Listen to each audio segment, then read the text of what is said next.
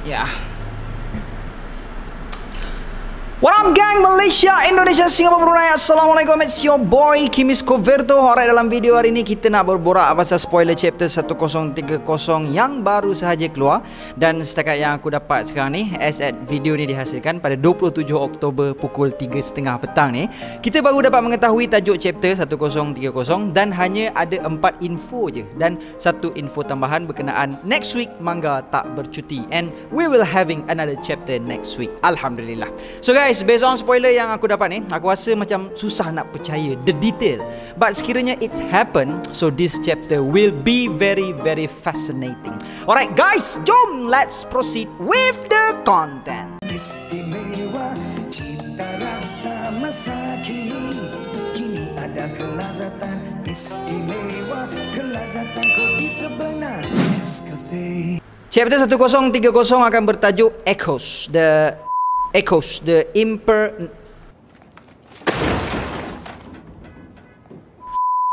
the impermanence of all thing, atau bermaksud menggemakan ketidakkekalan dari segala sesuatu.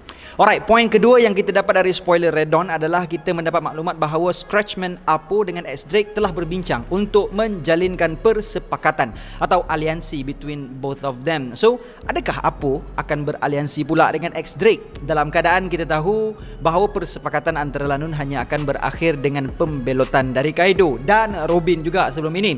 Dan kita dah pun tengok pembuktian banyak kali throughout this story, di mana Capone Gang Beji telah betray Big Mom, Kanjuro telah betray Akazaya 9 walaupun mereka bukanlah Lanun, but the betrayal was there. Apo dan Hawkins telah betray dia alliance dengan Kid Pirates. Perospero try to betray Kaido, dan banyak lagi episod betrayal dalam siri One Piece ni. So dalam keadaan kekalutan peperangan di Onigashima ini, adakah Apo telah belajar sesuatu tentang the nature of the Beast Pirates? Yang kita dapat lihat dalam chapter sebelum ini, Queen telah menyusahkan Apo dengan memberi dia satu-satunya antidote untuk merawat the Ice Demon dan melihat bagaimana layanan the All Stars terhadap anak buah mereka. Dan bagi pihak X-Drake pula, kita didedahkan dalam chapter 596 bahawa dia sebenarnya adalah spy dalam Beast Pirate dan berkhidmat untuk Marine untuk SWAT unit.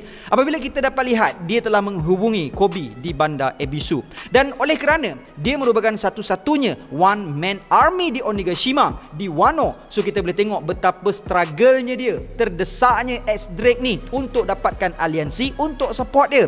Dalam keadaan identiti dia tidak boleh didedahkan, atau dalam keadaan dengan siapa dia memihak tidak boleh dibongkarkan. Dan dari perbualan dia dengan Kobe, kita boleh melihat even SWAT dengan Aegis ni atau Cyberpol Zero ni, there is no communication between them. Sebab X-Drake juga bagi tahu Kobe yang dia ada satu kabar berita buruk, yang mana dia telah melihat CP0 di Flower Capital. Dan kita boleh tengok reaksi Kobe sangat-sangat terkejut. So kat sini kita tahu yang SWAT ni tak ngam dengan CP0. So kita tahu kat sini yang X-Drake langsung tak ada jaminan hidup di Onigashima, sebab dia berhadapan dengan musuh dari segenap penjuru. CP0 lagi, Mugiwara Crew lagi, Beast Pirate lagi, Big Mom Pirates lagi. Dan kita juga boleh tengok betapa terdesaknya X-Drake ni masa dia approach Hawkins, yang mana dia lebih kurang dialog dia bertanya Hawkins yang sekarang ni masa yang sesuai untuk retaliate. Lepas tu X-Drake juga dengan terdesaknya nak join aliansi Mugiwara lepas dia kalahkan salah seekor The Numbers kat situ. Tapi Zoro, Frankie dengan Jinbe tak percayakan dia.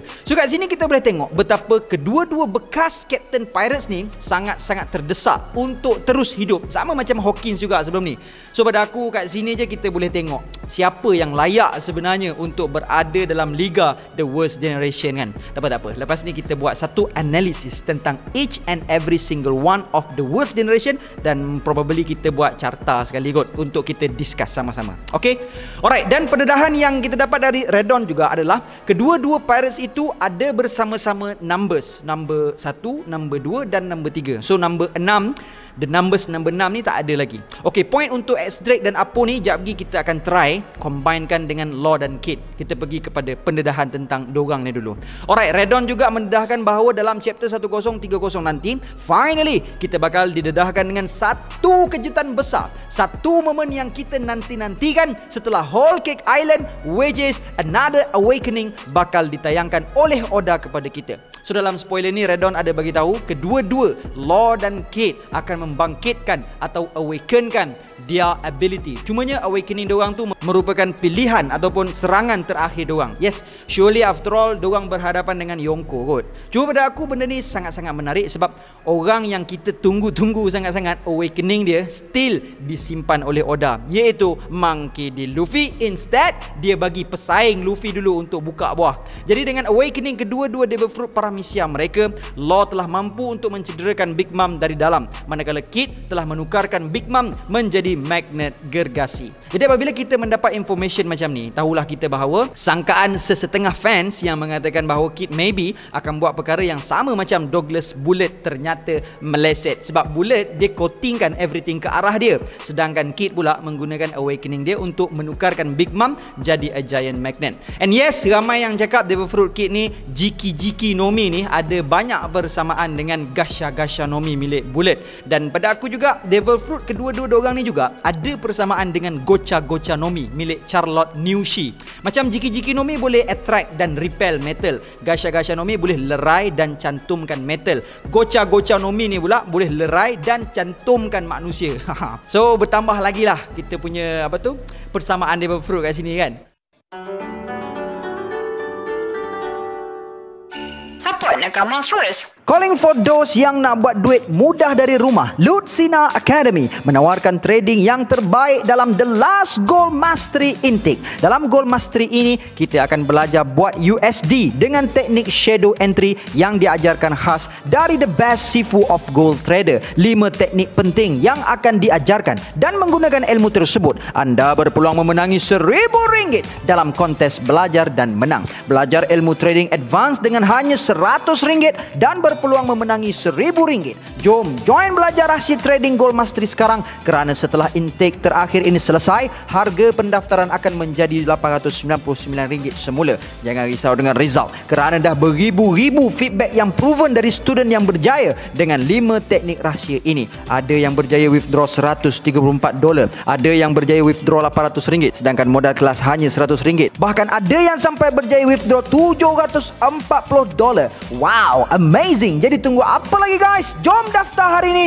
Link Lucina Academy aku tinggalkan di ruangan description di bawah. Alright, aku tak nak discuss panjang pasal scene kat sini sebab aku nak tengok manga dia dulu untuk further discussion. Cuma aku nak try relatekan cerita Kid dan Law dengan Apo dan X-Drake tadi. So tadi kita mendapat pendedahan bahawa Apo dan X-Drake cuba menjalinkan perikatan, dan bersama-sama diorang juga ada number 1, number 2 dan number 3. So possible tak kalau Apo dan X-Drake ni join forces dengan Kid dan Law untuk tumbangkan Big Mom, ditambah dengan bantuan The Numbers lagi. Even though setakat ni kita boleh tengok yang The Numbers ni tak adalah kuat mana, but the size of that giant akan memberikan sedikit sebanyak bantuan juga sebenarnya. Dan sebab apa aku terfikir macam ni? Sebab bukan apa tau, pasal keempat-empat diorang ni ada kisah silam diorang bersama masing-masing. Contohnya macam Kid dengan Apo sebelum ni yang pernah ada aliansi diorang bersama. Lepas tu X-Drake dengan Law, masa peristiwa trading Ope-Ope-Nomi di Minion Island, X-Drake ada kat pulau tu, dan begitu jugalah Law. Dan Law terselamat dari buruan Doflamingo waktu tu adalah disebabkan X-Drake. Yalah, memang benda tu unintentionally, but still kita boleh katakan Law terselamat disebabkan X-Drake. So sebab tu aku just wondering, adakah Apo dan X-Drake akan turun padang membantu Law dan Kid berdasarkan kisah silam diorang masing-masing? So this is one of a good question I guess pada aku lah. Since kita boleh tengok dalam chapter kali ni, Law dan Kid dah keluarkan ultimate attack diorang dan final attack diorang. So if attack tu tak berhasil, someone perlu datang untuk pick up diorang dan lari dari serangan balas Big Mom balik. Dan aku sangat berharap yang Big Mom tak terus tumbang, although kita mengetahui the fact that Big Mom merupakan salah seorang watak antagonis. Sebab aku nak tengok pertarungan dengan Big Mom tu jadi panjang sikit. And aku of course lah nak sangat Big Mom ni kalah, and the one yang kalahkan Big Mom, aku nak sangat-sangat orang itu adalah Kid. Sebab after all, that is his dream, his ambition. Cuma itulah, kalau kita tengok balik dalam chapter-chapter lepas dan the nature of watak Kid ni sendiri pun nampak macam tak ada harapan untuk Kid. Dalam chapter lepas kita dapat melihat Kid mengatakan setelah dihantam oleh Mama Red, if I die like this, my life as a pirate would be a joke. So aku jadi tertanya-tanya, apa yang Oda cuba nak highlightkan untuk watak Kid ni? Dia lawan dengan Yonko Shanks, sebelah tangan dia putus. Dia lawan dengan Yonko Kaido, dikalahkan oleh Kaido. Dan sekarang dia berhadapan dan bertatap muka dengan Big Mom. Eustace Kid adalah inspired by the real unluckiest pirate in history, Captain William Kidd, seorang lanun Scotland yang terkenal yang memiliki karier yang sangat malang dalam sejarah piracy. Dalam chapter 1011, Hawkins bagi tahu killer yang peluang dia untuk mati adalah sangat tinggi dan apa yang dia sangat perlukan adalah luck. Tapi killer respon dengan mengatakan yang dia tidak perlukan luck untuk menang. So aku tertanya-tanya, adakah Eustace Kid merasakan perkara yang sama seperti apa yang killer rasakan? Sebab dia sangat-sangat memerlukan luck sekarang. Even for Luffy pun ada momen di mana dia tidak boleh harapkan apa-apa selain daripada luck, which is dalam chapter 99 semasa di Lockdown Arc, ketika dia hampir dipancung oleh Buggy dan dia describe momen tersebut sebagai betapa lakinya diri dia. Dan dalam chapter 1029 sekali lagi Hawkins menceritakan tentang luck kepada killer apabila dia describe peristiwa killer memakan devil fruit smile sebagai you really have the worst luck.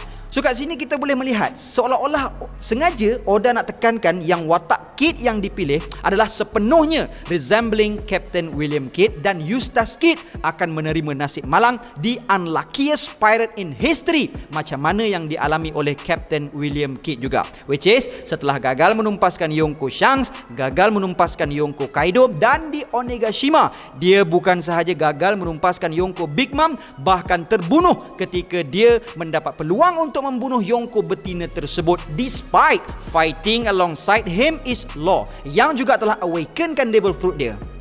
What do you think, guys? Dan Redon juga ada beritahu kat kita bahawa ternyata Kanjuro masih lagi tak mati-mati dan Orochi telah mengarahkan Kanjuro untuk bakar istana Kaido dan Kanjuro pun melaksanakannya dengan menghasilkan a giant fire demon. Wow, guys, this is very awesome. Hanya dengan membaca spoiler je pun kita dah dapat rasakan betapa hype-nya chapter 1030 ni nanti. So guys, please leave your thought down below berkenaan chapter ini. Jangan lupa untuk subscribe if you enjoy watching this video and share this channel kepada grup-grup Facebook yang meminati One Piece. Ikuzu Yarodomo.